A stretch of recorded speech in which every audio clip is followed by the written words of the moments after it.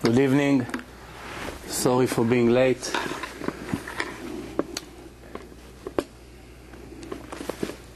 I don't know why there's so much traffic on Wednesday. Usually it's not such a busy day. Everywhere I try to go today was packed. Lines everywhere. One thing leads to another. It's a chain reaction. You're late for one place, then to the other, and then when I got here, no parking. Going around the block 6 times. It takes time. Sorry. As you know, I was here for those who were here on last Saturday night, Motzei Shabbos, and for one more time I will be here this coming Saturday night, and that's it. So we have some open questions that we didn't finish yet. It will be this Saturday night, 9:30, following the movie. I'm sure they're going to make all the announcements and the flyers. Tonight I want to speak about different things. As usual, if you have any question, anything you would like to speak about, now it's the time to bring it before I start. Anything? You know, I'm sure you're going to like to hear. We have, there's a lot of people watching the debate. It's going from one person to another. So there's always new people that they just found out about it. Like today, yesterday.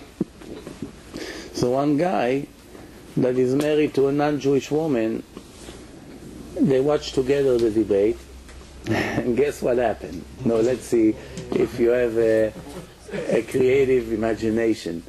What do you think happened after a Jew and a Goya watching the debate together? Possible she converted to be a Jew. No, that's one possibility. They get divorced. Everything is possible. You want to hear what happened? She told him, listen, the most important thing I forgot to tell you, that the guy is a Kohen. Which means that even if she converts, he cannot stay with her. So that's a disaster. So guess what happened after they watched it? I'm not telling you names, I'm not telling you places, you have no idea who we're talking about. It's not somebody from the community here, so don't suspect. Yeah. Huh? Then you can give us the name. No. I don't know, he may watch me on the internet. Now he's watching all my lectures, I gotta think before I talk now. Until a few years ago, you can say whatever you want anyway, nobody watching. Now I see a lot of goyim calling me. That means one goy called me today from Spain. His background is from Spain. He told me that he watched the lecture that I had here 2 weeks ago, Intermarriage, and he decided after that he won't read the Jewish books, the Torah, because he finally understood that he's not allowed to learn Torah.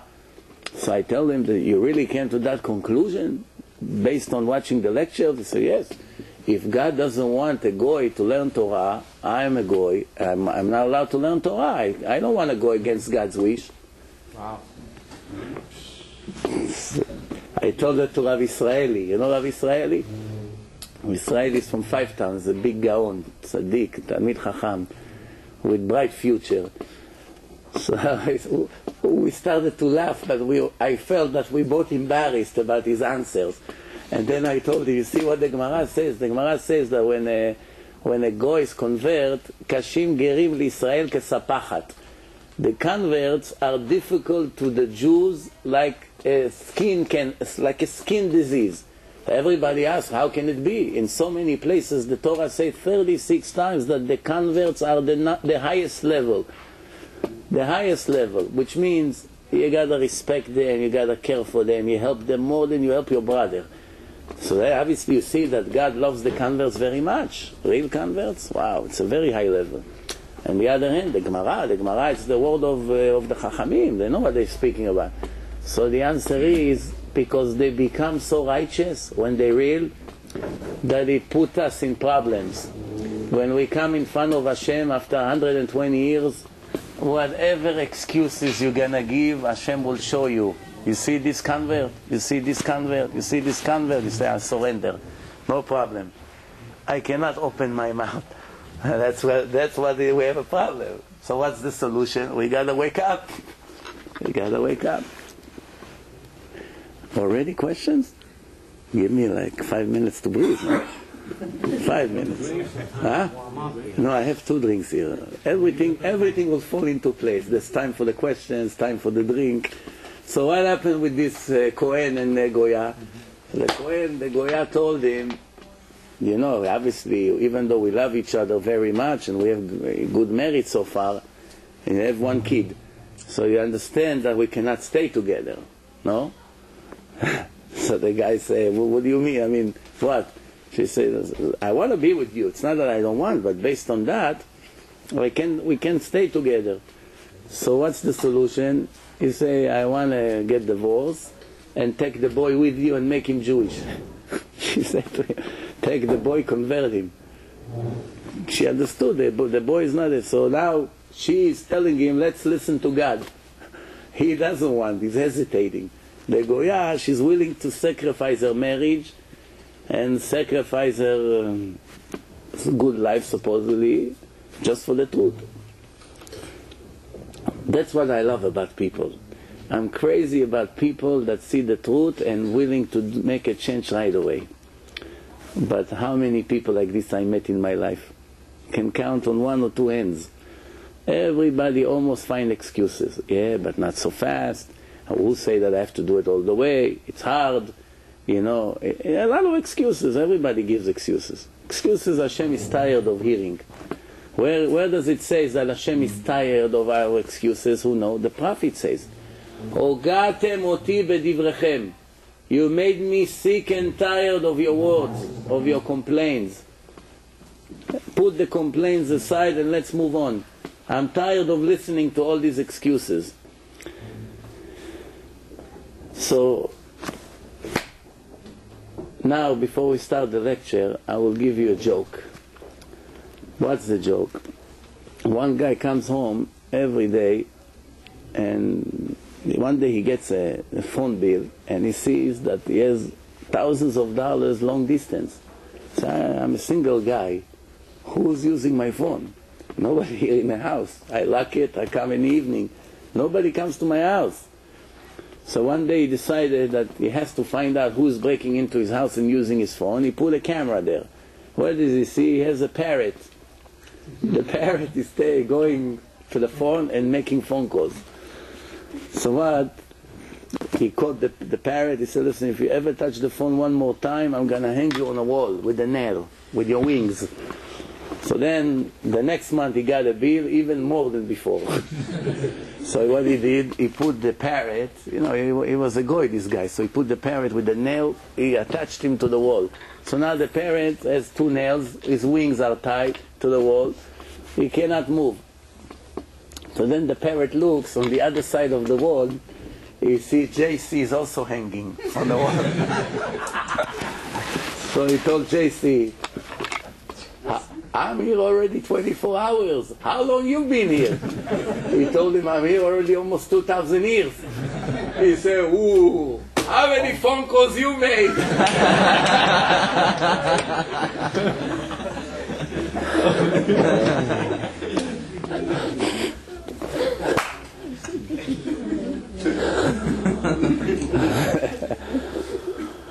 All right, tonight I'm going to speak about something interesting. You know, when the world was created, when we read in the beginning of the Torah, we see that the Torah described the way the world is. Rivers, Chidekel, Pishon, 4 different rivers going to directions. When you look at the globe, you try to compare between the description of the Torah, how the world was created, how it looked, as opposed to the globe, the reality. It does not match. Everybody asks this question. What's going on? The Torah described that God created everything. The water went to one side. There was one land, one water. That's it. No continent. Water and one piece of land. Today we see a lot of continents, 7 different ones. So what's going on? So it's interesting. The Torah says like this, ויאמר אלוקים יקבעו המים מתחת השמיים אל מקום אחד. The water will gather into one place. ותראה היבשה. Everything was covered with water. and God says the water should concentrate into one place, and now let's see the land. That's how it was, so that we had water and land, okay? You know that 72% of the world today it's water. How deep they reach, who knows? Pretty deep. 7 miles. You mean depth of the ocean? Yes, the depth of the ocean. 12 kilometers, which is 8 miles. 8 miles. ברוך אתה אדוני אלוהינו מלך העולם שהכל נהיה בדברו.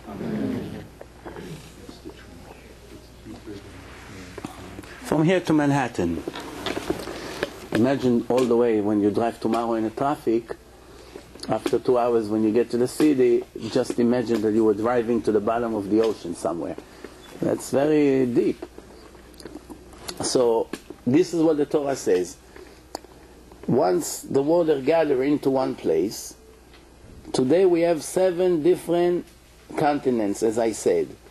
Now, when we look at the Zohar, it's the book of Kabbalah. You know, all the Kabbalah you hear about today, the source is the Zohar.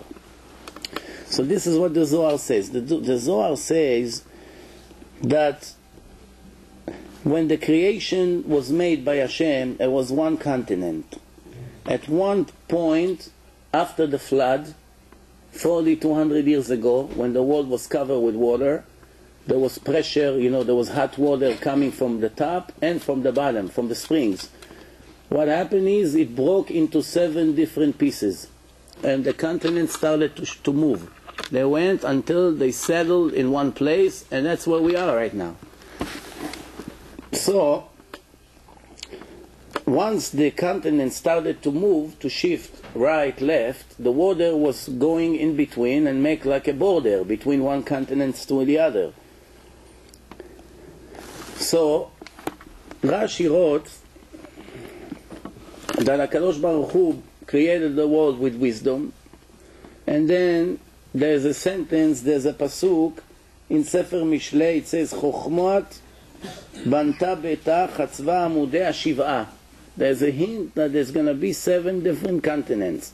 He's speaking about those who were separated into 7. In the book of Yov, Yov was a Goy prophet, one of the prophets of the Goyim, Yov.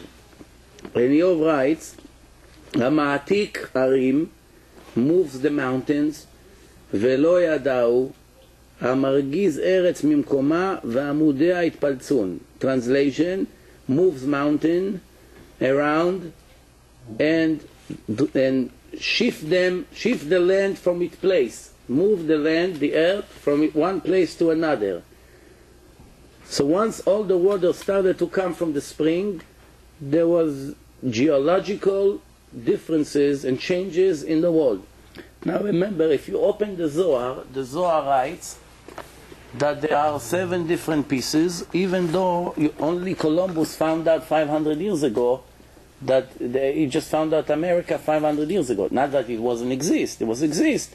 But Columbus described America to the modern world when he went to look for India, and he ended up in the same place. Through that trip that he took, he found out America. The Zohar already wrote about it. The Zohar knew that there is another continent which nobody in the world knew about it. But the best part is that there was a scientist. His name is Alfred Luther Wegener, not Wagner, Wegener. He lived from 1880 to 1930, only 50 years. He died age 50. He wrote a book, The Source of the Continents and the Oceans. It was printed in 1915, and he proved scientifically that everything was one continent, and it broke to 7 different pieces. How do you prove such a thing? Who knows? Cut the pieces and put them together. You're not far. The borders of Africa and South America line up. Except for very small differences. Exactly. You know, when you break a picture and you make it into a 7 pieces puzzle, right? So sometimes in the edge there is a straight line. How do you know that those pieces were one line and they were cut into 2? By matching the lines. So once it broke and they shift, you see right away that if you take that piece and connect it straight with the other piece, it's a continuation, the same view, the same land, the same everything. Right away, which leaves no doubt, scientifically, not a theory. What happened is that he wrote that book, and slowly, slowly the rest of the world started to believe in it, and they ended up agreeing with that, and Wegener himself, when he went to Greenland in 1930, he froze to death over there. He died, trying to search for the truth, proving the truth. Age 50, he died. That's one thing the Zohar told us about the world, which we wouldn't know without the Zohar, but the scientists already proved it. Something else is, I started to speak briefly on Motzi Shabbos about the atom. And according to Kabbalah, Rabbi Chaim Vital writes that everything material, when you ask a normal Jew today, a religious Jew, tell me please, who has a soul? So he will tell you, the people have soul, the animals have a nefesh, which is a lower part of a soul, nefesh, and the raw material has nothing, it's just raw material. But the truth is that everything in this creation has a low level of a soul, a spiritual energy that put things together. Even the molecules, the material, the atom, the neutron, all these things that puts material together, without it won't stay. Now you have to know one thing. If I take, for instance, I'll give you an example what I mean. If I take a piece of wood, let's assume that this is a piece of wood, right? And when you look at that, you see it's all brown, it's flat, it's shiny, it has nice shapes in it, all kinds of, drawing inside, you see everything. You know it's a piece of wood. What you hold in your hand is really an illusion. You don't really have a piece of wood in your hand. If you really knew how it works, you'll be amazed. For instance, if you take a fan that you want to make air, and you press the number 4, the highest speed. If you press number 1, so you see that there's 4 different pieces rolling together. You can see it. If you press number 4, it looks like a circle, like a wheel. But it's not really a wheel. It looks full, but it's not really full. There's spaces in. The atoms are moving so fast around the center in all kinds of shapes like this, that it's only giving us an illusion that this material really exists. So really, the Kabbalah says something very interesting. If Hashem takes his energy that glued together everything, he takes it out of the material, in less than a second, this whole earth will become like a seed, like a corn, like a piece of corn. Everything, it's an illusion. In this illusion, we have also the body. The body is also the same thing. It's all an illusion. It doesn't really exist. And inside, this is the divine energy which we call a soul. So the Zohar wrote about these things. Nobody in the world knew about those things. But today, Baruch Hashem, the scientists already proved these things. I have here a lot of pictures that shows how the electrons are moving in different shapes, and that's what gives us the shape. And when sometimes you cut it, you separate them, they continue to move. As the more you cut it, this illusion stays, but in different pieces. Now, this is the power of the Torah. There are many things in the Torah that the Torah wrote, and the scientists of that generation, it looked to them that it's the opposite of reality. I'll give you an example. The Torah says, a pasuk, that when the man fell from heaven, there was man, bread, like snow, pieces of man, bread, sweet bread, people are picking it up and eating, like popcorn. So the Torah says that those who wanted to keep for tomorrow, right, what happened to it? It became all warm. So the Torah says it became warm and then stale. What's the right order? In order to have worms, what do you need first? First you need the food to get stale, then comes the worm. Why the Torah say first that it became with worm, and then vayvash? The Torah says vayarom tolaim vayvash. It got a lot of worms, and then it became stale. So everybody asks, the order is not correct. So came the Ramban. Ramban lived 750 years ago. One of the greatest Kabbalists ever lived. Big genius, Talmid Chacham. The Ramban, by the way, also had a debate with the Christians that finished not after 3.5 hours, finished after 20 minutes. The difference between the Ramban and I, that I got luckier. When he finished his debate, he had to leave Spain right away because in another hour or two they'll slaughter him. Because in the old days the Christians were very violent. After the Inquisition, slowly, in the last few generations, they started to realize that what they try to reach with violence just not working. The Jews are fighting and they don't care to sacrifice their life. They started to see that many Jews are actually waiting for the opportunity to sacrifice their life for the sake of heaven. Kiddush Hashem, because it's the highest level, Lamut al Kiddush Hashem. So, if you know a little bit, 500 years ago, Rabbi Yosef Karo wrote the Shulchan Aruch. The Shulchan Aruch that we have in every yeshiva, every synagogue almost, this is the Jewish law. Of course, he wrote it after gathering from all the Chachamim that were before him, from the Gemara, from the Rishonim, and he wrote Shulchan Aruch. And in that time, there was one rabbi and his name was Rav Shlomo Molcho. Molcho, that was his name. He was a descendant of a family in Portugal, Spain, that they were forced by the Christians to become Christian. You know, the Christians used to force them. If you're not becoming Christian, they'll kill you. And if they caught a Jew that is keeping Torah and mitzvot, they just used to take him to the basement of the churches and connect them into wheels. They had 2 wheels with ropes. They used to tie their hand to one side, and they used to tie their legs to the other side, and they turn it until the body was ripped in the middle. There's no way to stop it. Imagine they connect you to a motor and they turn around, and until your body is stretched, the spine, all the pieces are breaking, and they rip them apart. Who wants to die like this? If they do it today to the Jews, I doubt that if we had 100 that will sacrifice their life in such a terrible way. By the way, you should know that one of the laws in Judaism is a person should not commit suicide. The Torah says, Lo tirtzach. The oral Torah explains, Lo titratzach. Not only you're not allowed to kill, you're not allowed to kill yourself. You're not allowed to be killed by yourself. And if a person killed himself, he has 2 punishments here. One, that he acts as God, which is not. He took his life away. And second, he's going to be judged as a murderer, like he murdered someone else. A lot of people don't know it. So they shoot themselves in the head because they lost $1.50 in the market yesterday. So they killed themselves for losing. He has $100 million. He lost $20 million in one day. Instead of be happy that he still have 80, he jumped from the roof and he killed himself. Believe me, most of the suicides that people died because of money, they still had plenty of money.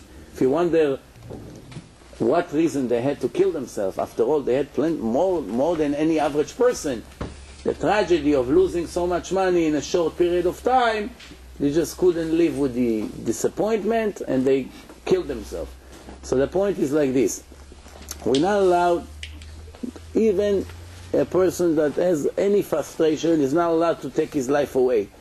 But everybody asks, what about King Solomon? What about Samson? What about Hannah and Shivat Banea and her 7 sons? There's a list of people that not only that they committed suicide, they became a hero for that. The Gemara praised them, that they killed themselves. So the main question, really, Hannah and Shivat Banea, it's not a question because they told them to bow down to an idol, it's not allowed. So the Torah allowed in that case to die. But Samson, he killed Shimshon, he killed 3,000 Philistines. He asked God, give me one more time strength. So with him you can explain that he really didn't kill himself. He was tired, he was blind, and he asked God, help me to knock down these poles. First, there's no guarantee that I'll die. Maybe I'll survive this destruction.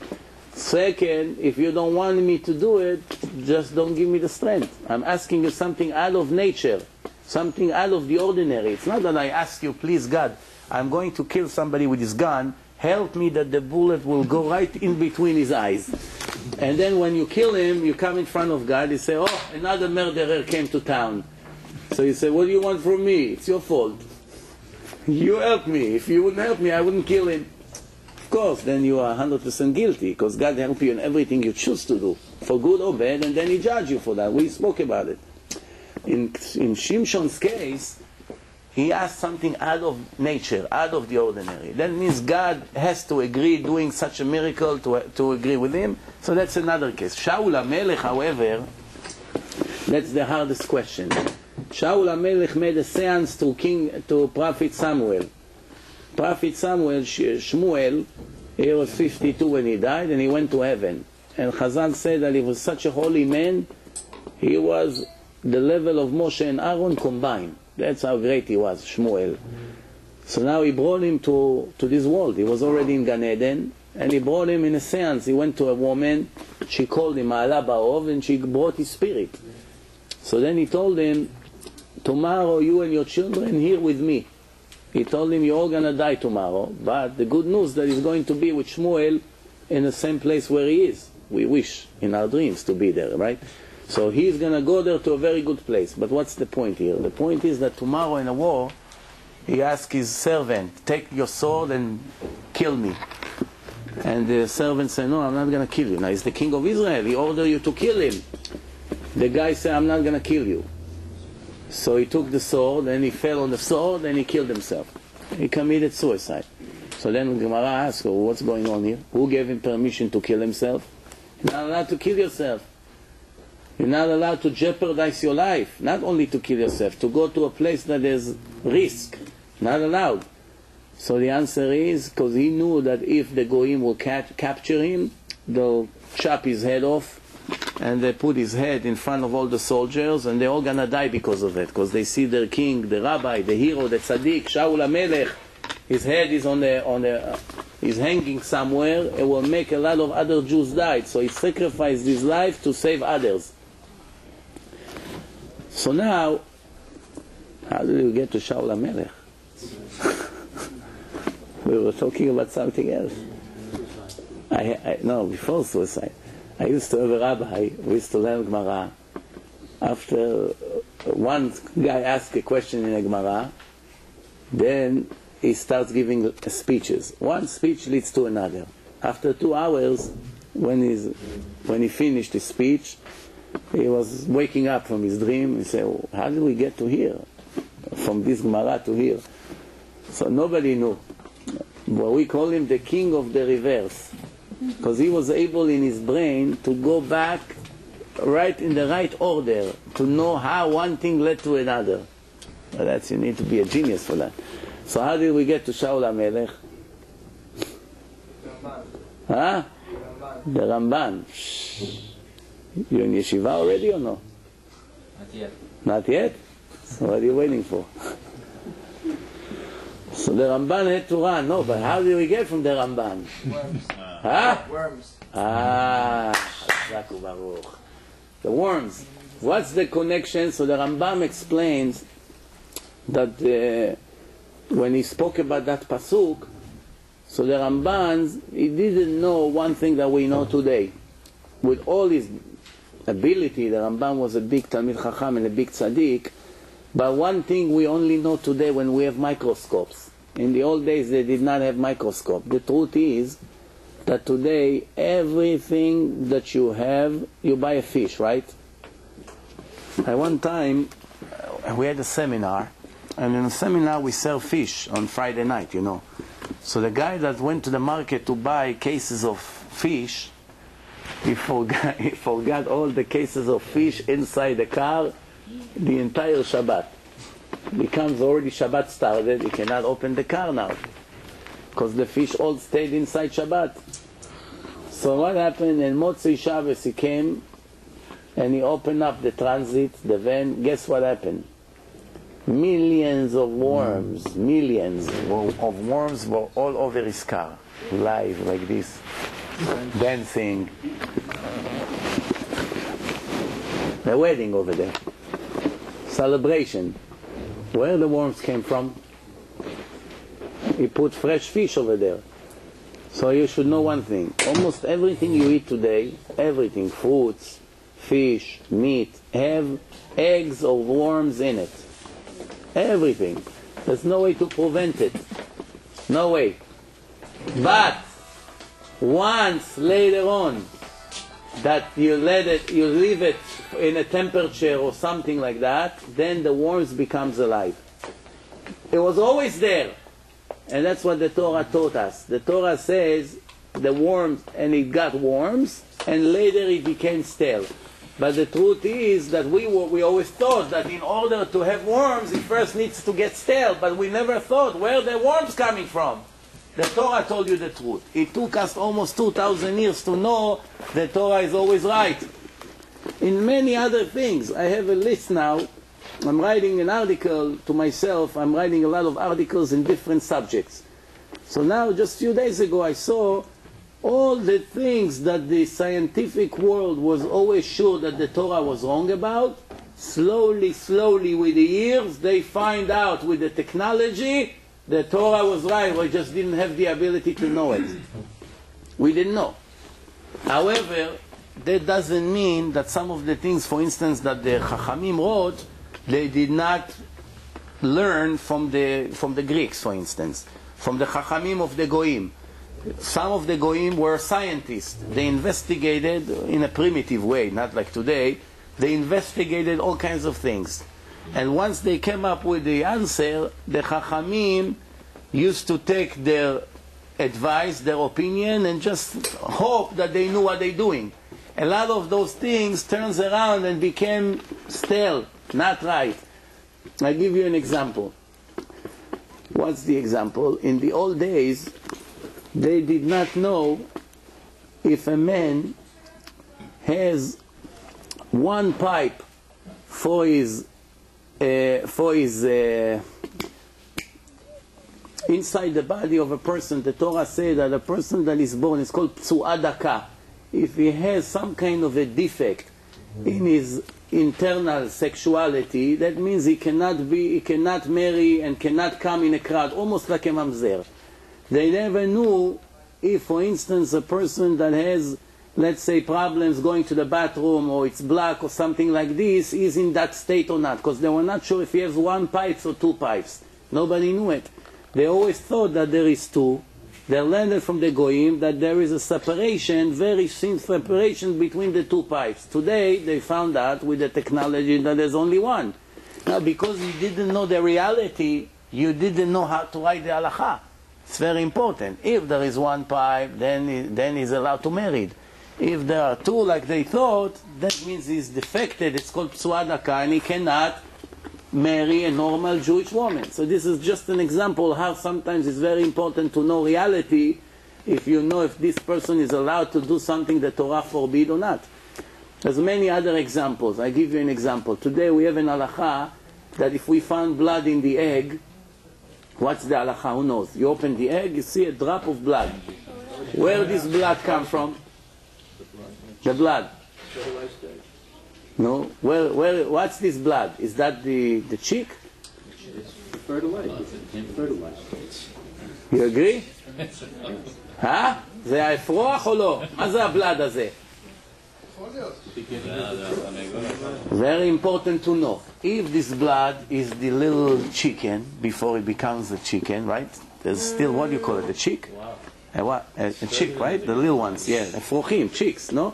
Chicks. If it's a chick that never became alive, then eating it is like eating krefa. It's like eating a dead animal. Are you allowed to eat the blood of a dog? Or blood, or just taking a glass of blood from the chicken and drink it? You're allowed? Not allowed. So if it's the blood, then it's a big sin from the Torah to eat it. But sometimes it could be only an internal problem in the stomach of the chicken. And in that case, all you have to do is just take it out and eat the rest of the egg. So in the old days, they didn't really know how the chicks becoming chicks. They didn't really know. What do they come from? From the white or from the yellow? Yellow. You have an egg. Yellow. Who knows the answer? Yellow. The white or the yellow? Or the This was one of the biggest scientific arguments almost 2,000 years between all the Chachamim, between the Goyim And between the Chachamim in the Gemara and the Rishonim, nobody really knew. Some say it's from the white, some say it's from the yellow. And what's the truth? Whichever one has more cholesterol. And what's the truth? Whichever one has more cholesterol. No, who say white? Raise his hand. Only one say white. The biggest Chachamim in history thought that it's white. It is white. Nobody. Who says yellow? Nobody. Also, only 5 people. יש בעד נגד 6, ונמנעים. 7. Who say none of them? לבן. It gotta be none of them. If some say white, some say yellow, what's with the rest? One wash the hands. Who say from both of them? Who say from none of them? Every day. From none of them. None of them. How does a chick develop inside an egg?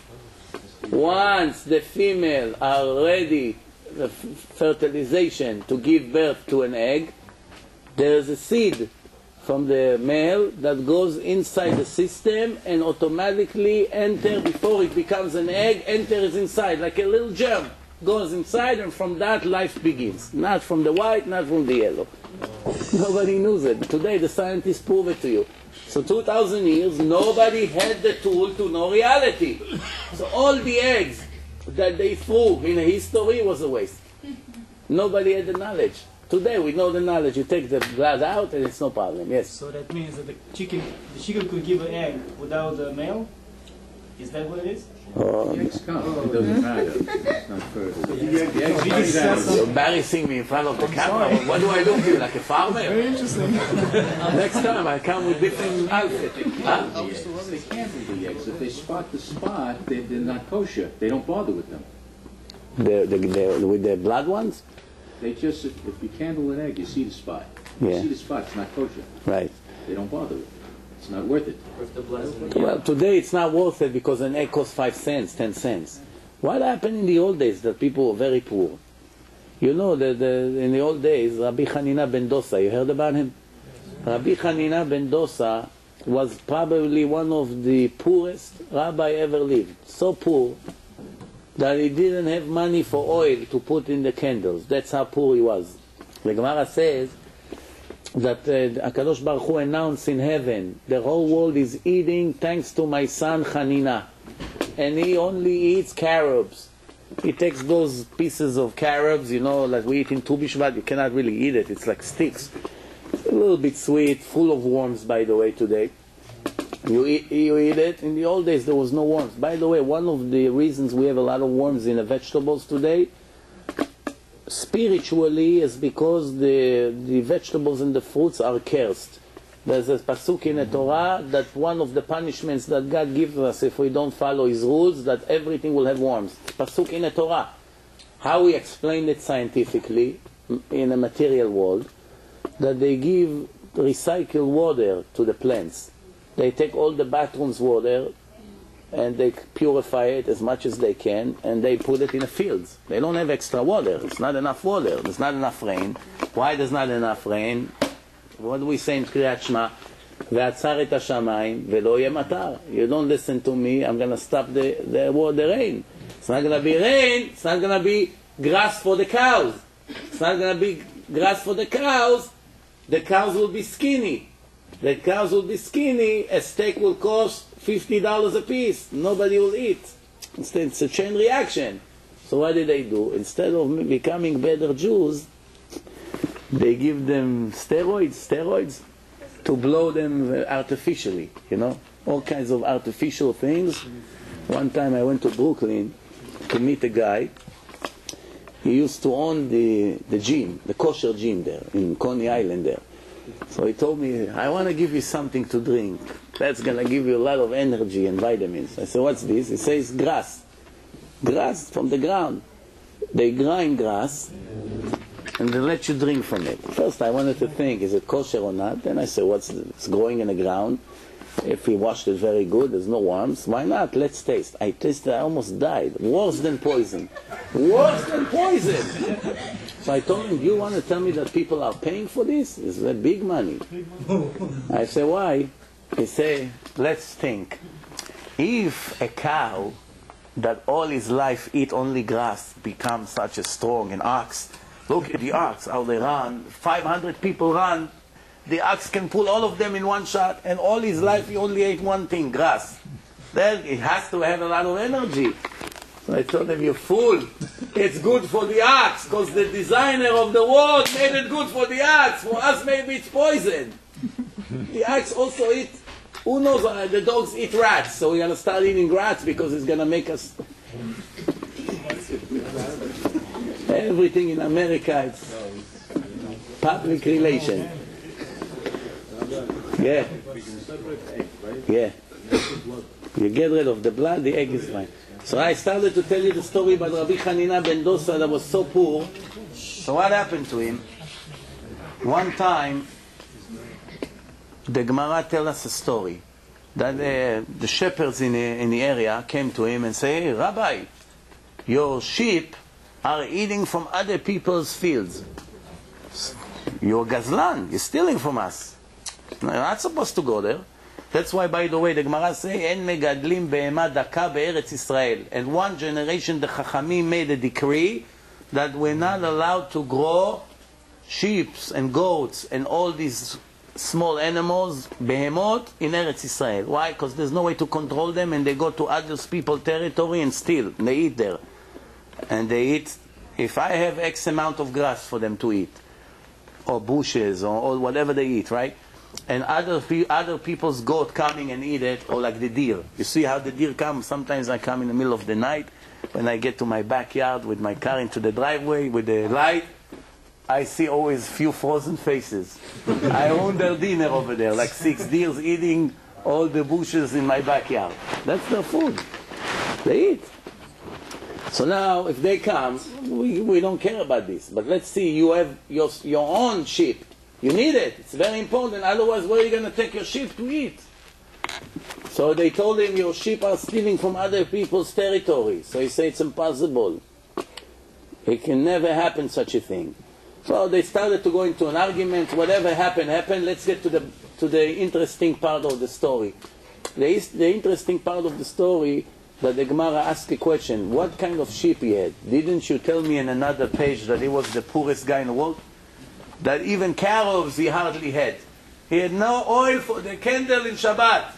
He told his daughter, she told him, Dad, we don't have oil for the candles. He said, put water, put vinegar, whatever. She said, what do you mean? He said, the one who told the olive oil to light, if he wants, he will tell the vinegar to light, or the water. There's no difference for him. Just we are used to the olive, that the olive oil or the other oil is light.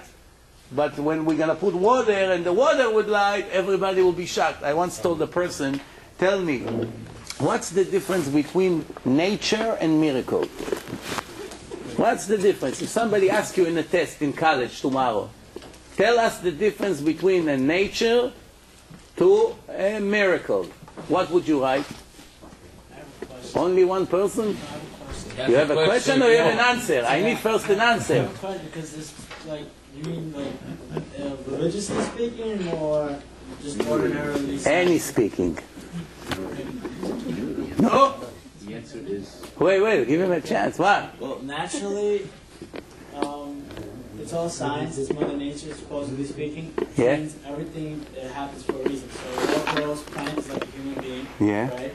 So it's also alive, it lives like we do. It takes water and grows, right? Yeah. And miraculously is when things happen out of the ordinary. Yeah. Say that a comet hit Earth and there's a different life form in it. Yeah. It changes everything. My head is beginning to spin. Okay, no? That's enough for now. Huh? You got 0 for me on the test.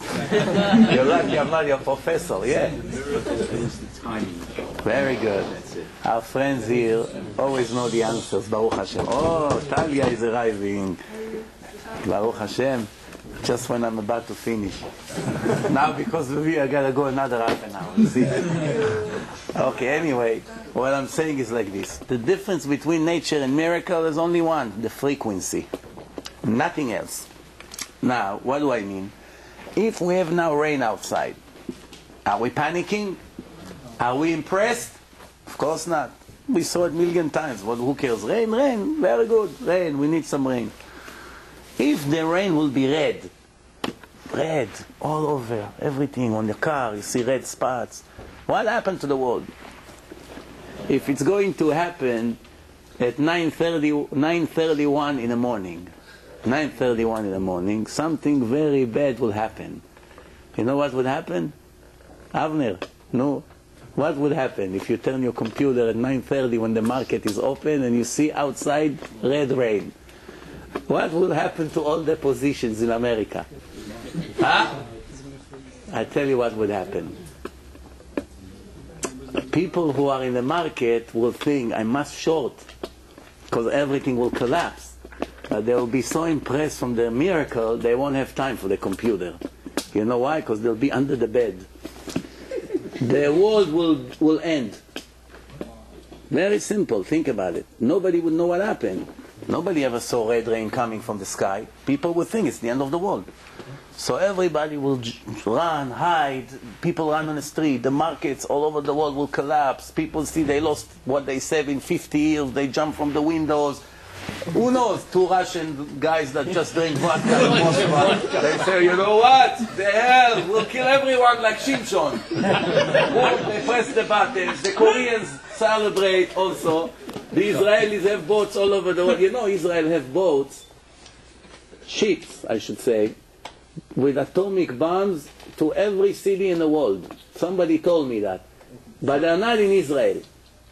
They're not in Israel. They're in the ocean somewhere. Submarines. They come up from the water, God forbid in a time of emergency. For instance, God forbid if Iran, let's say, shoot 10 atomic bombs to Israel. There's not going to be any time to respond from Israel. If you didn't stop it in the air, Israel is chas v'shalom finished. So what will be? They're always going to respond, even if it's finished, they will respond enough to destroy everybody. Iran, every country. Out of revenge. It's not going to help anymore, because if you're going to get it first, I don't have to tell you what's going to happen, unless if it fell in Gaza, the first one. You don't know, maybe Hashem wants them to have an atomic bomb, because when they shoot the missile, it falls right between Gaza and Rafiah. And with the wind, will go towards Egypt. You don't know.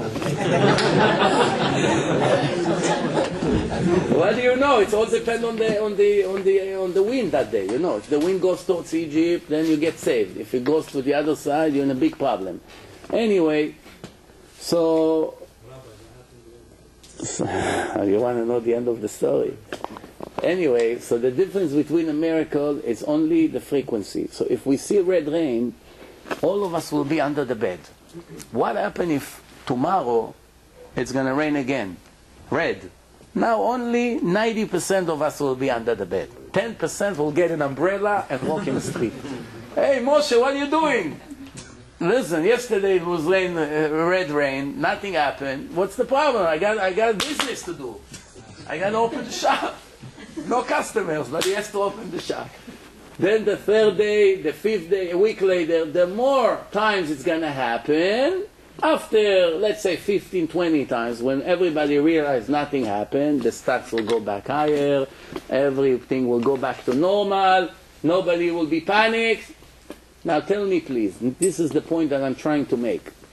What was really the difference when it rained, red rain in the first time, or when it rained after 20 times, when in the first time everybody scream and cry, and in the 20th time nobody cared? It's the same transaction, the same thing. We got used to it. That's it. We are used to the miracles that God makes to us in our body, millions of miracles every second for 70 years. That's why we're not impressed.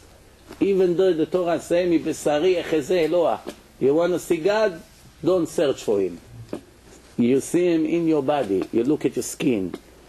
Take magnifying glass. Just look at your leg, on your finger, or your skin, or your hair, just to see how everything. You know, the Gemara says that 2 hairs, each one of them has a hole, separate hole. If 2 hairs will grow out of the same hole, a person will be blind. You don't know why. The Gemara told you that secret. Why the Gemara brings this? To tell you, nobody ever gets money from his friend. Everybody gets what God wanted him to get. You cannot take something that it's not yours. That's why every hair has a separate spring. That's where he gets his energy, from the body. No two hairs will get from the same spring. Therefore, if your friend has a grocery and he opened it right across the street from you and now you see 50% of your customers disappeared, you can swear that he took away your parnasah. Nonsense. The decree on you was on Rosh Hashanah with or without him. Last year you made $1 million. Hashem decided this year to educate you. Only $500,000.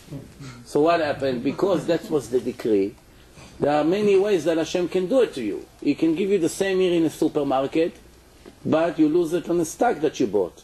So in the end you have exactly $500,000. You don't see, oh, I lost it in a different way, but business as usual. Or he can hurt you even harder. He can take it from the business that you have that it was good for 20 years and all of a sudden it's going down. That's much more painful than a one-time event that you lost in a bad deal. Because now what you invested all your life in is going down. There's many ways to do it. But definitely nobody can touch something that is yours. So back to the story. So Rabbi Hanina ben Dosa, the Gemara says, how come you have sheep? We thought he's very poor. The Gemara says a story that happened. One time a person went to the market with a chicken. Now you understand how I remember the story. The chicken, he took the chicken with him. Today we take dogs with a leash. In the old days they didn't like dogs because the Gemara says someone who has a dog, it's like having a pig in a house. It's one of the 3 impure animals that it's not recommended to have them in your living room. So they used to take the chickens with a leash. So he goes with the chicken. Now he wants to go to the market. He doesn't want to waste time with this. So he saw a little house. He knocked on the door. He said, oh, you live here, Rabbi. Can you do me a favor? I want to leave this chicken tied to your tree. I'll come back in an hour or two. I'll pick it up on my way home. He said, no problem. Put him here.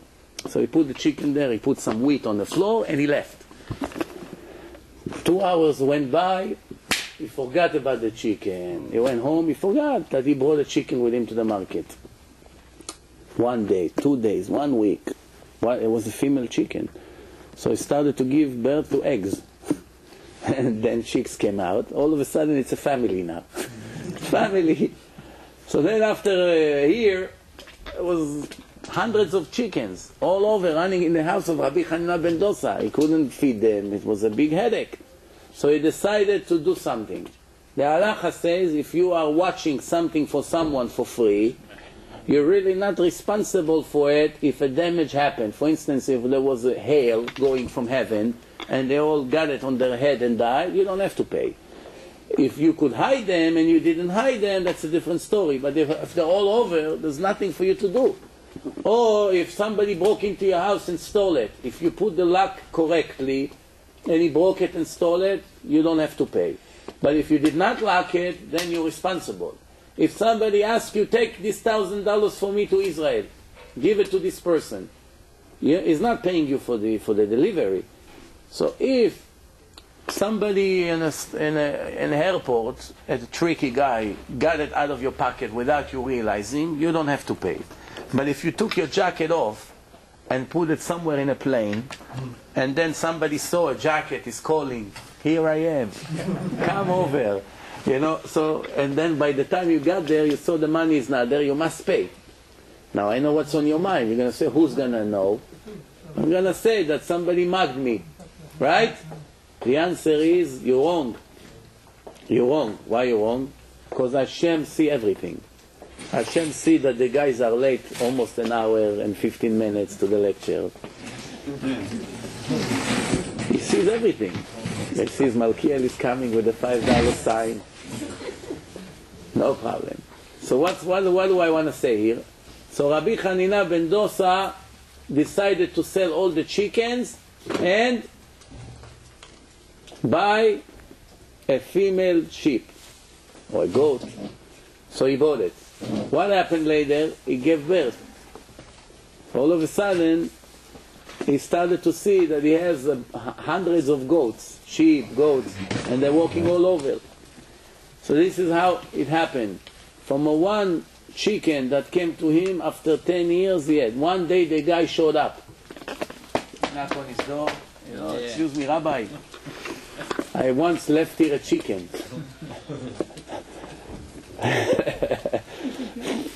The nerve that this guy had after 10 years to come back.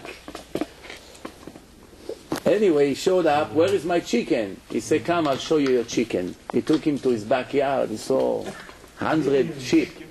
What? That's my chicken? Yes. He watched it for them all these years. So what happened? All these years, who had to feed all these sheep? You watching something from somebody you hardly know or you don't know. Who has to pay? If today, for instance, farmers, they need vaccines, they need food, they need a shepherd to take them around. It costs money, no? If you watch it for someone, what do? You're allowed to take the milk and cut the wool and pay your expenses. You understand? And if you cannot do it, you sell it and you keep the money until the owner shows up. Okay, so now we know how it works. So back to our story.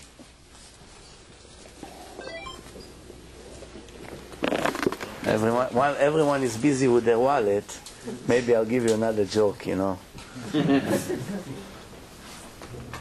One Jew was very poor. Why everybody is poor today? One Jew was very poor. And he said, I am the only person in the world that got to make what the Haggadah of Pesach tell us every year. What's the halacha in the Haggadah in Pesach say? There are 4 boys that the Torah spoke about. What are they? Chacham, Tam, Rasha, and what's the 4th one? She'eno yodea lish'ol. You have to understand what does it mean, She'eno yodea lish'ol. So he says, I have all the 4 traits of the 4 boys, the 4 sons. It says like this, since I'm such a poor person, itkayem bi apsukim. 4 of those things happened to me. 1, King Solomon wrote in Kohelet, Lo lachachamim lechem. So I don't have bread to eat. So that's one thing. 2nd, Rasha. What's Rasha? Lo ve Rasha velo yishalem. The Torah says when you borrow and you don't pay back, you're Rasha. So what did he say? He said, it happened to me also.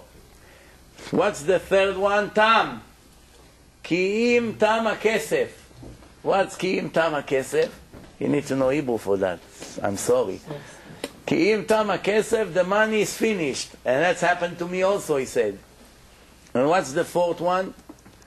The 4th one, she'eno yodea lish'ol. That he doesn't know who to ask for. He said, I don't have anyone else to ask for more money for loans. So all 4, it's me. The Haggadah speaking about me. What's the things that we need the most? When we need it, we throw it out. When we don't need it, we pick it up. No. Huh? When we need it, we throw it. When we don't need it, we pick it up. When we don't need it, pennies, we're going to pick it up. Cohen, you're preparing a hard question for me, I heard. I didn't prepare nothing. You didn't give me the answer. I don't give we never spoke about it. We never spoke about it. No, what's the answer to my question?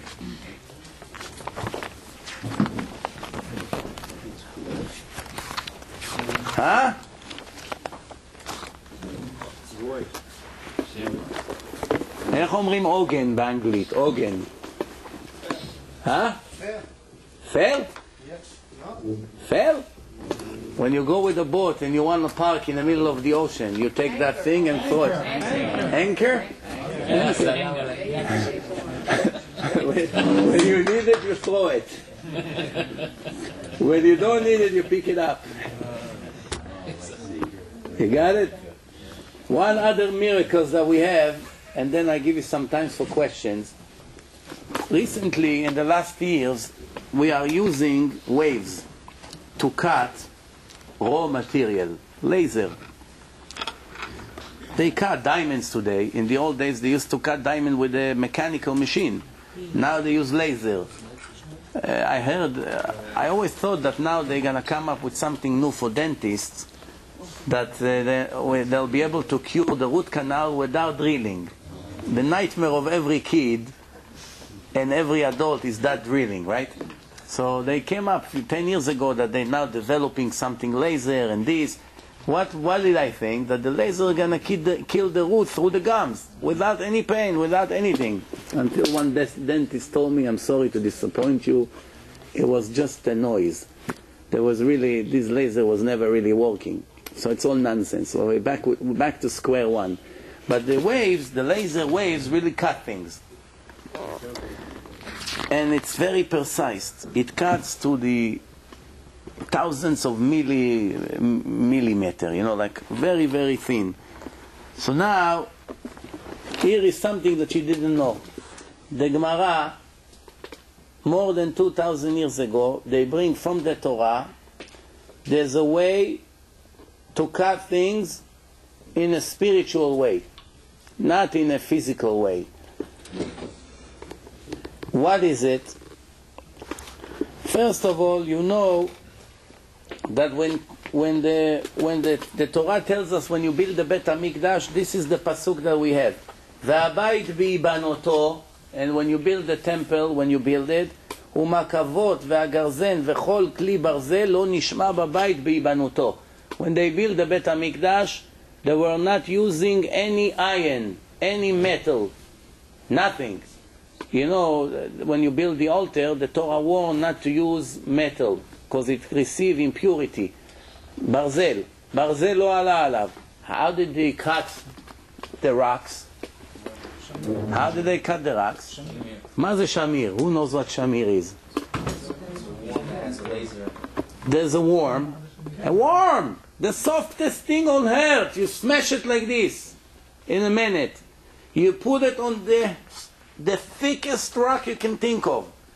And you make the worm walk, and while the worm is walking, it sends such kind of laser like waves inside and slowly cutting the biggest rocks you can think of. That's how King Solomon built the Bet HaMikdash, with the worms. It's all lasers. It's something that went through. But you know what? If you ever went to the Western Wall, go underneath. I'm sure some of you did. Did you see the lowest brick in the Western Wall, how big it is? Did you see? The size of it is from this side all the way to the other side. This like this whole place. That's how wide it is. And the height of it is about, let's say, 6.2 feet, something like this. There's no way even today in modern technology to lift such a thing with any lift you know. There's no way to pick it up. It's like more than thousands of elephants. That's the weight of that brick. It's go deep inside. More than 1,000 elephants. That's the weight of this rock. And how did they bring it over there? How? Nobody knows the answer to this question. They ask the historians, they ask all the archaeologists. Nobody knows how they were able to bring this rock over there. One piece, not few pieces that put together. One piece. Where they cut it from and how did they bring it over there, nobody knows. Same thing with the pyramids. How did they make the pyramids? Even with today technology, it's very difficult to know. Nobody knows.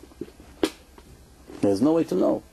But that rock, if you see that rock, you know there are many things we have no way to explain. How they brought it. Could the rock have been there? Not in this shape. Not in this shape. Maybe it was, one of the things, you brought me an idea now. You know that the Torah promise, one of the promises that the Torah has, and I show it in my proofs lecture sometimes, is that the Western Wall will never collapse. And the history is that 2,600 years ago the Babylonians destroyed the Bet HaMikdash.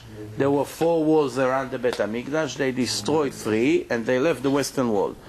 Then in between the destruction of the first temple to the second one came the Greeks and burned Bet HaMikdash and impure all the oil. And there was problems over there, but they did not touch that wall. There was again 4 walls. Remember, they rebuilt it 70 years after the destruction of the first temple. They rebuilt the Bet HaMikdash. Now came the Greeks to burn it, but they did not touch the wall. After the Greeks came the Romans 2,000 years ago, and they knocked down the other 3 walls, and they left the western wall. If we read in Shir HaShirim, on Friday night in many shuls, especially the Sfaradim, they read Shir HaShirim. We read sometimes and we don't pay attention what we say. What does it say? Ine ze, here it is, in present language, כותל המערבי, הנה זה עומד אחר כותלנו, משגיח מן החלונות, מציץ מן החרקים.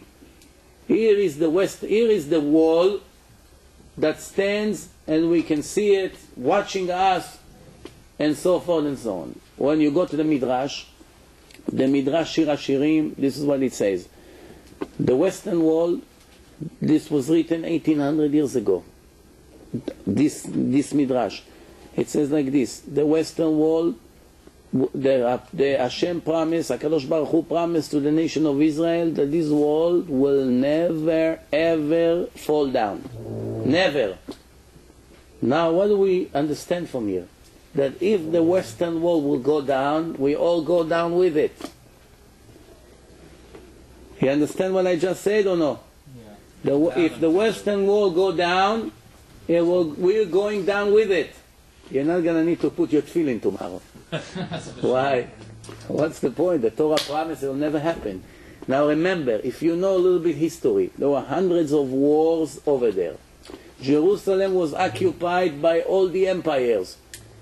By Armenians, the British, the Turkish, the Ottomanim, the Seljukim, the Fatimim, the Muslims, the Christians, the Crusades, the Persians, the Romans, the Babylonians, the Greeks, and the list is very long. And there were an earthquake that destroyed all Jerusalem. All the houses fell down, and the western wall is still there, even though there's no cement. All you have to do really is come with a big truck and push the top brick to fall down, and everything will fall. There's no cement. Not only that, Jerusalem was covered 9 times. And what you see today, the western wall that you see, at one point in the last 2,000 years, it was buried in the ground. And the archaeologists of the old days found it. The same way they find the lower level underneath now. Until 20 years ago nobody knew about it, and they keep digging in the ground. They found the western wall. It was inside the mud, and then when they took it out, they cleaned, they brushed it, slowly they dig, they went all the way down to the foundation, and now we find it. The western wall cannot fall down. Was the Shechina b'Ma'arav. That's what the Midrash promised. Now, I always knew about it until I went to visit underneath. Then I saw something amazing, really amazing. You have to know. A little bit less than 1400 years ago, when Salah ad-Din came to the area and they wanted to build a mosque, the Muslims, so they had 2 options. One option is they occupied Jerusalem, and now remember, the Moriah mountain, that's where the mosque is, it was very, very high as opposed to the ground level. And what the Muslims will know, that the old people, if they want to go and pray in the mosque, it's going to be very difficult for all the old people to climb so many stairs. So they needed to make the mosque and the ground level in the same level. More or less, maybe a little bit above, but not so high. Now what's easier?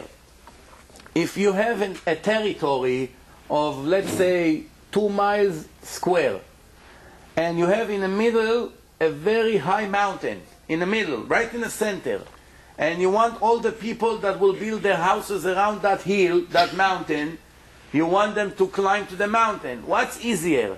To shave the top of the mountain a little bit, which is a very small area, to make it lower and then build the mosque, or to take the entire area of Jerusalem and make it higher?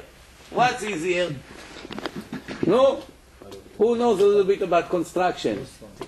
Every fool, the dumbest person in history, will answer you the same question, the same answer. Of course, to shave a little bit the mountain And then you build it, and everybody can climb. It's no problem.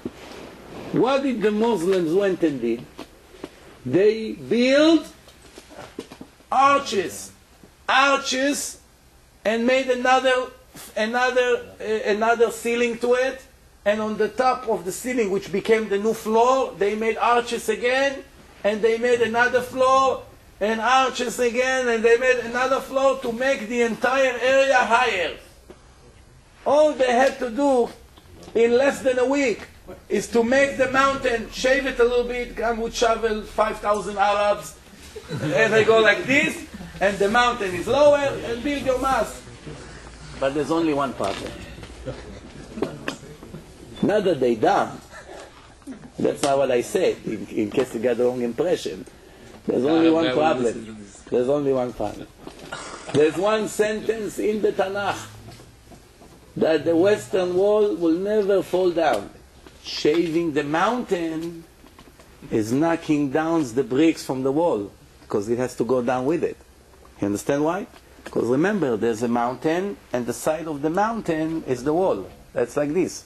That's where the mosque, right here. If you shave the mountain, you take it down, you got to take down the brick with it. The Torah promise will never happen. So Hashem fooled the Arabs, it made them work years to make it higher. When you go underneath, you see the arches. Don't believe me, go and watch it. You're not going to believe. And everybody asks, why would they do such a thing? So the guy over there explains, because the older people couldn't climb to the mountain, and nobody ever asked him, so why didn't they shave the mountain?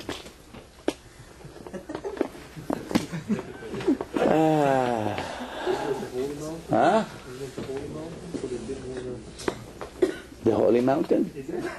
You know what? That could be a great business. You know how they sell to you today air from Israel or sand from the Holy Land? You know how much sand you will get there in the boxes and send it to America? Yeah, Holy Mountain.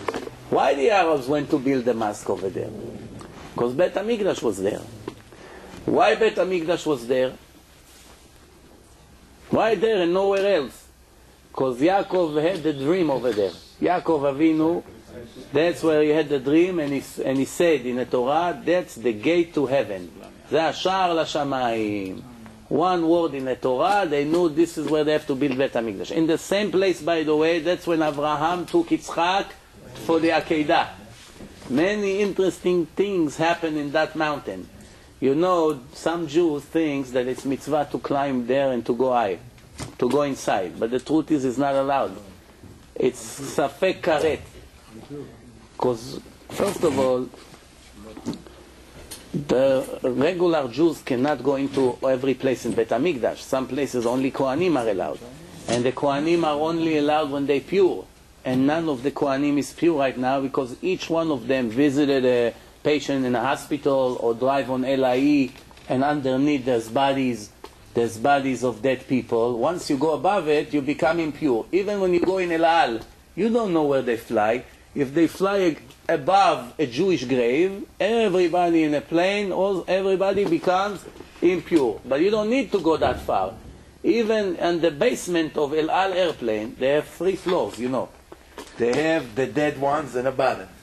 They have the poor one in the middle section, and they have the Falpan Shamna on the top. $6,000-$7,000 a ticket. They have a bed. They get massage. Yeah.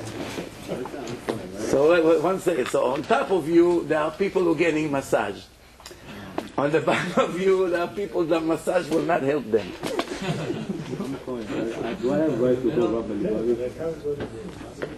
I never been in a grave of Rabbi Lubavitch. It's all depends how deep he is in the ground.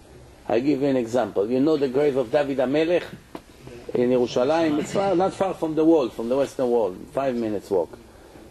Assuming he's really buried there. If he is, then he's very, very deep in the ground. Same thing in Shmuel HaNavi. Shmuel HaNavi, it's by the Arab territories there.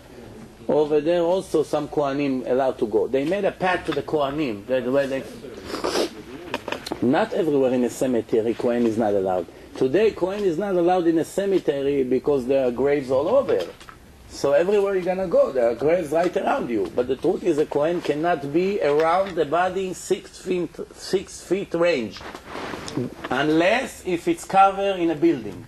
For instance, if God forbid somebody died in a room, no matter how big is the room, whenever the Kohen is, he must run outside right away. You may ask me, it's too late. By the time the person closes his eyes, it's already, he became pure. You're right.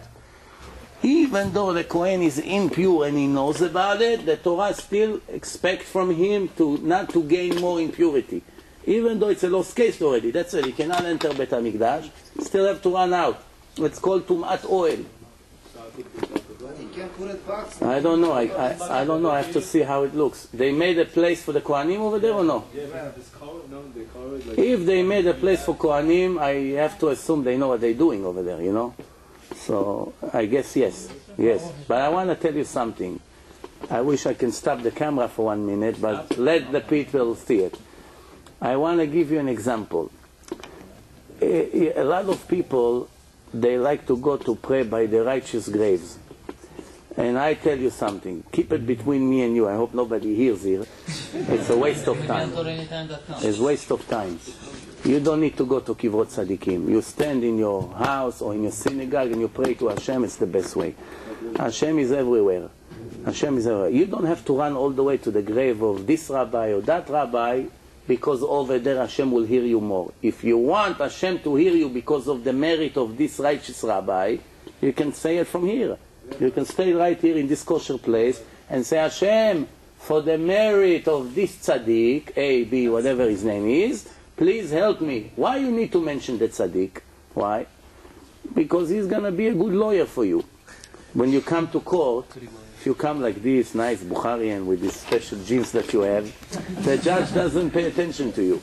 You see you young guy, nice, you know. I say, Your Honor. He goes, shh, sit down. But if you come with a special lawyer, the only difference is, I once went to the court, I promise you, I told the lawyer everything he has to say. Because he was saying such foolish things. So I told him, listen, say this, say that, and we ended up not guilty. And I had to pay him for my advice. You understand? Somebody told me today, someone told me today, you know, the lawyer protects you. I said, what do you expect from them? To say that they're not going to protect you? You know the story I told last week. You know, for you, I'll say it again. The rabbi, they suspected he make matzah with the blood of the Christian boy. So they caught him and they put him in prison, expecting a death punishment. So they send him a Jewish lawyer. You know, he comes like this, the Jew, non-religious guy, he comes on. He's with college and all that. So he say, Rabbi, I'm your attorney. My name is such and such. He takes his business card, he put on the table. The rabbi is putting his head down. Every day he comes like this. Rabbi, my name is Stephen, Josh, Katz, whatever. And I came to represent you. The rabbi don't care. 1 week, 2 weeks, 3 weeks like this. 3 weeks. A day before the trial begins, that lawyer got angry. You know, he gets paid for coming, so he makes his money. But he never had such a case. So he went like this. Rabbi, tomorrow it's life and death. I still don't, you still even didn't speak to me one word. What am I supposed to say tomorrow in the trial? The rabbi saw that he gets angry. It wasn't his intention, so he said, the Torah said that we're not allowed to look in the face of a wicked person direct. That's why I cannot look at you. So that was the end of it. The rabbi goes, they take him to court, the lawyer showed up, the prosecution, they started, we have witnesses, he took the Christian boy, he slaughtered him, all the nonsense they used to make up. And what happened is, now the defense. So the lawyer came and said, Your Honor, if I wouldn't have the paper, I wouldn't know his name. He never spoke to me 3 weeks, one word. But I want to tell you how I know that he did not kill that boy.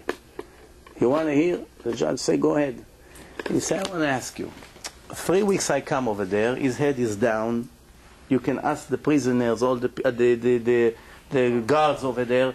He does not pick up his head. After 3 weeks, I finally got angry yesterday. I told him, your life is in my hand. Why don't you already talk? So he said to me, instead of telling me my neck hurts, I cannot see, I didn't eat carrots enough, my vision is not good. I tell you a story. One time, one person went to a rabbi to ask him a question about me. About me. That rabbi was afraid to talk. It was about a sensitive issue. And he told him that he doesn't know me. Even though it was a lie. He knew me very well. Not only that, the week before he invited me to a Purim party. I was dancing with him in front of 40 witnesses. But he told him he doesn't know me. He didn't want to get involved. There was an issue over there. You know, so when I sent my friend to him, I didn't want to confront him. You know, you still have to give people respect. Send him a messenger. How did he say such a thing? So because he was embarrassed, he said, tell him that I got mixed up. I don't see anymore good. I didn't know who they're talking about. A week after he became blind. A week after, for his life. A week after I saw somebody went to him, he did not see him. He couldn't see anymore. Until today he doesn't see. You know, you don't know. I mean, people in this level, because a big tzaddik, this guy, when you say a lie, it's not like us. You say a lie and it's over. Somebody like this, Hashem is watching very carefully. Tzaddikim kechut asara. So we're going back to the story of that rabbi. So that rabbi, he told me, the lawyer said, that he is not allowed to look at my face because I'm wicked. According to the Torah, I'm not Shomer Shabbos, I'm a Rasha. That's it. Why didn't he make him an excuse? He can tell me anything. He knows I'm the only chance for him to save his life. He told me the truth in my face. Somebody like this can kill. There was a lot of noise. End of the story, they let him go. And you know what? Even if the judge didn't believe it, the lawyer will tell him, you believe it or not, that's one thing. Nobody tells stories like this about me and you.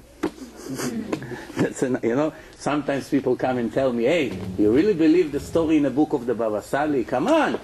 It's bigger than Moshe Rabbeinu according to this book. Look at this book. 20 years ago, Rabbi Baba Sali, big tzaddik, they wrote a book about him. If I would erase the name Baba Sali and write the story of Moshe Rabbeinu or Rabbi Shimon Bar Yochai, that's 100%. It's 20 years ago.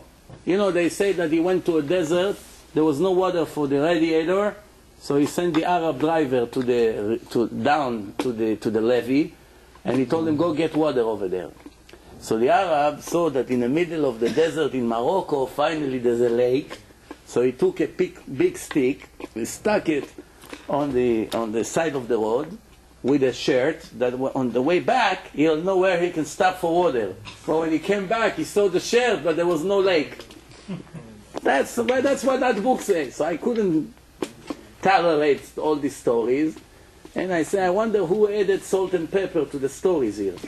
So I came to the rabbi in yeshiva, Talmid Chacham over there, and I asked him, you really believe this story? These stories are true?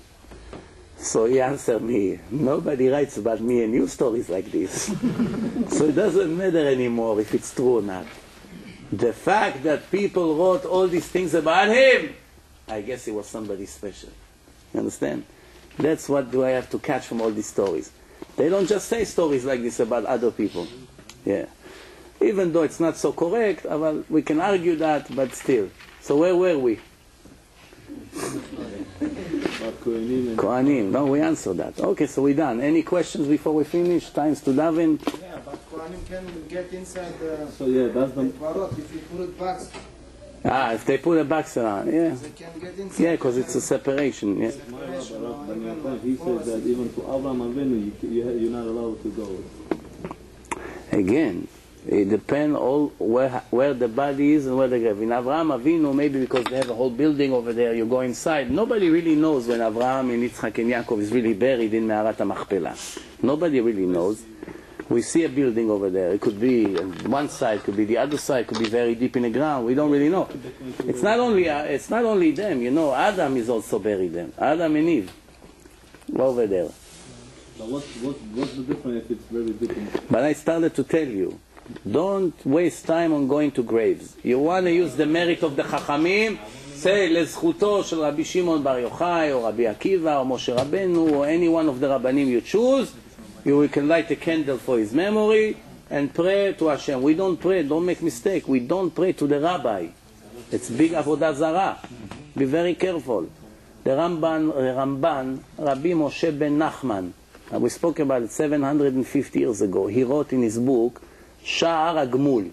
That's a very fascinating book, speaking about Olam Haba, Tchiyat HaMetim, resurrection of the dead, life after life, all the things that the Jewish soul, reincarnations, explain. Very deep book, very strong, powerful book. So they have this book, the Ramban writes over there, and we'll finish with this. He writes, the Parnasim HaMemunim al HaTzibur, the Jews who are in charge of their communities. Supposedly he means the head rabbi or the other people who give lecture, or they're in charge of people, they're in charge of the kuppah, and so forth and so on. Means people who have positions, okay? Yirdu la Gehenom, will go to hell forever and will never come out of there. What do you ask? How can it be? Rabbis will do it? And he continued to explain. Because, even though, very important, even though they taught the public Torah and mitzvot, now it's even greater. How can it be? They give them reward. One last sentence explains everything. Because the people had in mind to worship them and not Hashem. You understand what I just said here? Not me, Ramban. Now let's explain that in our language. There are Jewish people who keep Shabbat today. There are Jewish people who do a lot of mitzvot. They're very nice. They do chesed. They visit the sick. They give money to people. They make them do mitzvot. They invite them for Shabbos. They do so many good things. But they have one very serious problem that destroyed everything. They worship a man.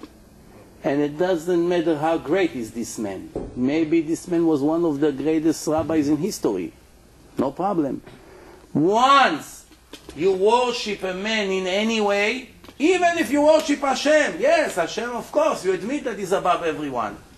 But you worship a man, you believe that this man, your fortune can be in his hand, for good or for bad or anything like this, that's already called avodah zarah. You're falling into the category, like we say about the Christians, you're the same. But you keep Shabbat, you put tefillin, you give tzedakah. I will show you plenty of Christian people who also do a lot of great things. Bill Gates, he gave $17 billion charity. All of us together will not give 1% of what he gave. I doubt that if all the Jewish people in the world gave together what he just gave in the last 2-3 years. So, but let's assume he believed in J.C. Penney. That's it. He got lost. That's what the guy that called me yesterday and today called again for the final answer about if he's allowed to learn Torah or not. He told me, I went to some Jewish people. I don't want to mention names here. But I went to some Jewish people and they told me to believe in this tzaddik. And I told him, I'm not leaving Christianity to become a Christian in a different way. He got it, the goy. He said, that's idols. What's the difference? I used to worship JC, and now you're telling me to worship this rabbi. He told them. I'm not interested. Very simple. And that's a big problem. So from now on, there's a mitzvah to give respect to all the chachamim. There's a very big sin to talk bad about them, to do something against them, to disrespect them, not to honor them, to hurt what they do, to ruin what they do. There's a lot of problems here. If a person, chas v'shalom, mevazeh talmid chacham, is a big thing. The Gemara said that the son of Rabbi Shimon bar Yochai was very heavy. Very heavy. Like much heavy. And they made him surgery, and they fill up the bucket, 2 buckets of fat. They made a liposuction 2,000 years ago. They already knew, the Jews, how to do it. And they got 2 buckets of oil out of his body. But before they did it, it was very heavy. But he used to cooperate with the Goyim to tell them about the Jewish Ganavim, to lock them in because they steal money from the community. Make long story short, it's almost 2 pages in the Gemara, this story. The bottom line from him is that when he died, he told his wife, don't send me to a burial. I don't need to be buried. Put me in the attic. Put my body in the attic and don't worry about my body. It will not become rotten. She puts him in an attic for more than 20 years. After 20 years, one day she went up to the attic and she saw a first worm coming out of his ear. A worm from inside the body is crawling out from his ear. She got very nervous. In the middle of the night, he came to her in a dream, his spirit, and he told her, don't worry. You're not going to see any more worms other than the one you saw. He's buried next to his father in Meron. You can go over there if you ever go there. If you're already there, then it's mitzvah to pray there. So he told her, don't worry. You're not going to see any more worms. This is the first and the last one. So she asked him, why did it happen? He said, because one time I stood next to a big Talmid Chacham, and an ignorant Jew was insulting him and speaking harsh to him, and I was silent.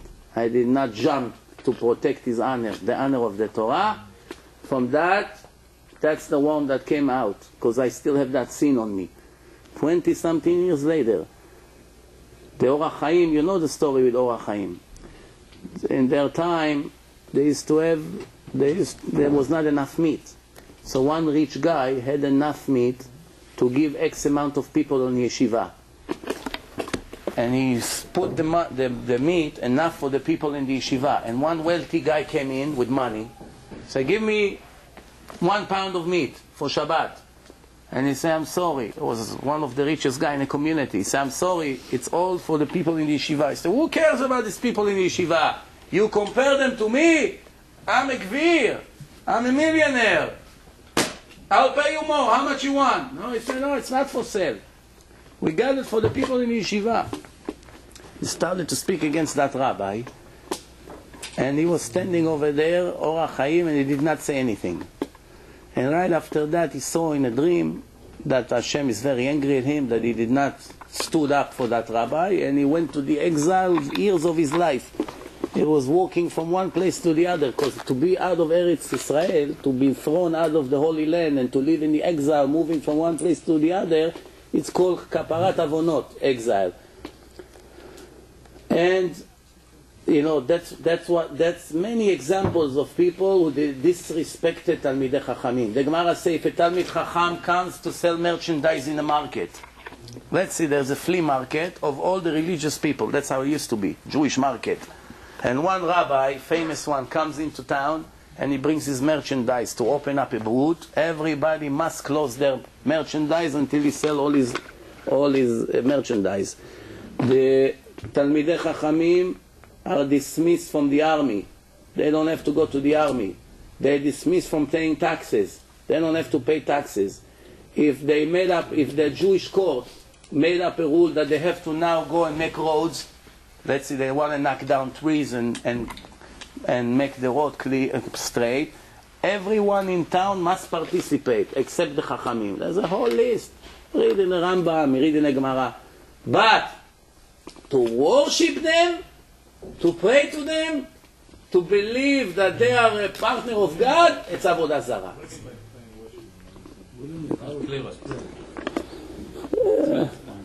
Cohen will tell you a place that you can go and see how people worship men.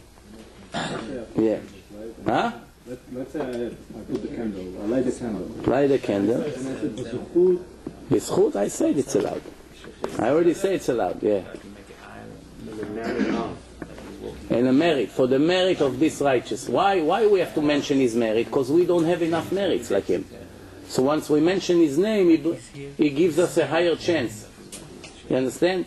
Plus, there's a book, it's called Pele Yoetz. Pele Yoetz was Rabbi Eliezer Papo. We have it here, I'm sure, Pele Yoetz. It's a very strong Musar book. It goes by the Aleph Bet, the subject. The Pele Yoetz wrote in his book Everyone who will learn in my book, I promise him that I will pray for him in Shamayim. He wrote in his book. The Pele Yoetz, he was a big Talmid Chacham, Mekubal, lived almost 300 years ago. The Pele Yoetz. What is that in English? Pele Yoetz. I don't know how it's called in English. Wonder Advice. Pele Yoetz. Thank you very much. Any more questions? We're going to dive in Arabic. Thank you very much.